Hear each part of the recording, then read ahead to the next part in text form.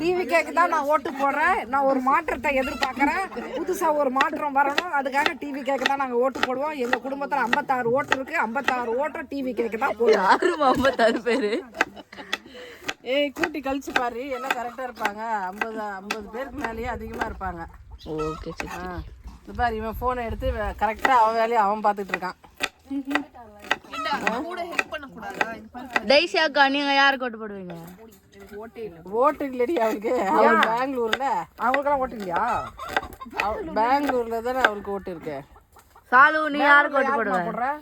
அம்மாச்சி யாருக்கு போடுவாங்க கேட்குறேன். போறி மச்சை யாருக்கு மச்சை ஓட்டு போடுவீங்க? இவங்க எங்க அம்மா இவங்க வந்து டிவிகேக்கு தான் ஓட்டு போடணும்னு சொல்றாங்க. இவங்களும் ஒரு மாற்றத்தை எதிர்பார்க்குறாங்க. இவங்க வந்து எப்பயுமே டிஎம்கேக்கு தான் போடுவாங்க. டிஎம்கேல கவுன்சிலராக 10 வருஷம் இருந்தவங்க இப்போ மாற்றத்தை எதிர்பார்க்குறாங்க. ஓகேமா. இப்போ டிஎம்கே